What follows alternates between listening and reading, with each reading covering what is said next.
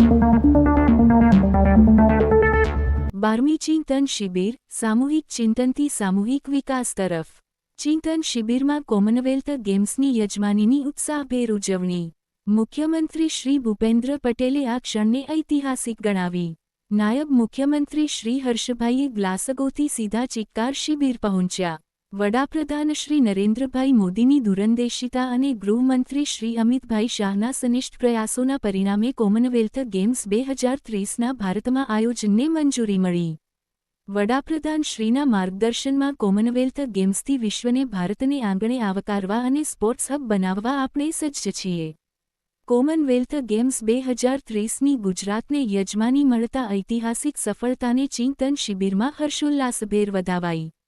ઢોલ નગારા અને ફટાકડાની સાથે વાજતે ગાજતે મુખ્યમંત્રીશ્રી અને નાયબ મુખ્યમંત્રીશ્રીનું ઉષ્માભેર સ્વાગત કરાયું. મુખ્યમંત્રીશ્રી અને નાયબ મુખ્યમંત્રીશ્રીએ પરસ્પર મોં મીઠું કરાવી હર્ષ વ્યક્ત કર્યો. નરેન્દ્રભાઈનું વિઝન છે કે કોઈ દેશ કરી શકે તો ભારત પણ કરી જ શકે છે. આ જ વિશ્વાસથી આજે આપણે દરેક ક્ષેત્રમાં વિશ્વની સાથે સ્પર્ધા કરી રહ્યા છીએ. નરેન્દ્રભાઈ મોદીએ 20 વર્ષ પહેલાં જે મહેનત કરી હતી તેનું આજે આપણને ફળ મળ્યું છે.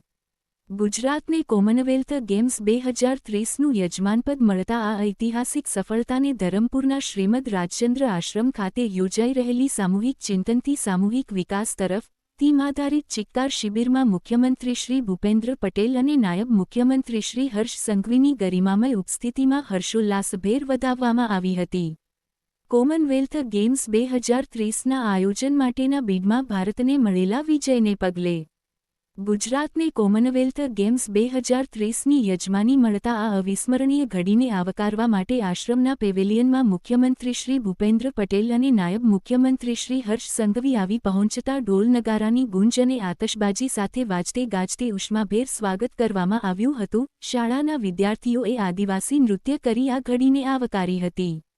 આ ઐતિહાસિક સફળતાની ઉજવણીને વધાવતા મુખ્યમંત્રી શ્રી ભૂપેન્દ્ર પટેલે જણાવ્યું કે કોમનવેલ્થ ગેમ્સની યજમાની ગુજરાતને મળી તેમાં વડાપ્રધાન શ્રી નરેન્દ્રભાઈ મોદીનું વિઝન અને દીર્ઘદૃષ્ટિનું પરિણામ છે. આપણા સૌ માટે ગૌરવની ક્ષણ છે. નરેન્દ્રભાઈનું વિઝન છે કે વિશ્વનો કોઈ દેશ કરી શકે તો ભારત પણ કરી જ શકે છે. આ જ વિશ્વાસથી આજે આપણે દરેક ક્ષેત્રમાં વિશ્વ સાથે સ્પર્ધા કરી રહ્યા છીએ. શ્રી નરેન્દ્રભાઈ મોદીએ ગેમ્સ માટે જે ઇન્ફ્રાસ્ટ્રક્ચર ઊભું કર્યું છે તેનાથી આજે આ ઐતિહાસિક સફળતા મળી છે. યશસ્વી વડાપ્રધાન શ્રી નરેન્દ્રભાઈ મોદી અને ગૃહ અને સહકારિતા મંત્રી શ્રી અમિતભાઈ શાહના પ્રયાસોના પરિણામે કોમનવેલ્થ ગેમ્સ 2030ના ભારતમાં આયોજનને મંજૂરી મળી છે. તેમના માર્ગદર્શનમાં આ કોમનવેલ્થ ગેમ્સથી વિશ્વને ભારતને આંગણે આવકારવા અને સ્પોર્ટ્સ હબ બનાવવા આપણે સજ્જ છીએ. નાયબ મુખ્યમંત્રી શ્રી હર્ષ સંઘવીએ ખુશી વ્યક્ત કરતા જણાવ્યું કે ભારત દેશ માટે ગૌરવની વાત છે. કોમનવેલ્થ ગેમ્સને 100 વર્ષ પૂર્ણ થઈ રહ્યા છે. ત્યારે તેના નેતૃત્વનો અવસર ગુજરાતને પ્રાપ્ત થયો તે ગૌરવવંતી ક્ષણ છે. નરેન્દ્રભાઈ મોદીએ 20 વર્ષ પહેલાં જે મહેનત કરી હતી તેનું આજે આપણને ફળ મળ્યું છે. રમતગમત વિભાગનું ટીમવર્ક, પ્રેઝન્ટેશનની સફળતા થકી ગુજરાત અને અમદાવાદને યજમાનપદ મળ્યું છે. જે બદલ સૌને અભિનંદન પાઠવું છું. મુખ્યમંત્રી શ્રી ભૂપેન્દ્રભાઈ પટેલના નેતૃત્વમાં દરેક ક્ષેત્રમાં સફળતા મળી રહી છે. કોમનવેલ્થ મળી છે તેમ ઓલિમ્પિક પણ મળે તે માટે પ્રયાસો ચાલુ છે. આ માત્ર શરૂઆત છે. ટીમ લીડર તરીકે તેમણે ઉત્તમ ઉદાહરણ પૂરું પાડ્યું છે. સમગ્ર ભારતને ગૌરવ થાય તે રીતે ગુજરાતની ટીમ કામ કરી રહી છે. આ ખુશીને વધાવી સૌએ એકબીજાને મોં મીઠું કરાવ્યું હતું. આતશબાજી સાથે આ યજમાનીની ધામધૂમથી ઉજવણી કરવામાં આવી હતી. ભારત અને ગુજરાતનો વિકાસ આબને આંબી જાય તેવો કરવાનો સંદેશ આપવા માટે મંત્રીમંડળ દ્વારા બલૂન ઉડાડવામાં આવ્યા હતા.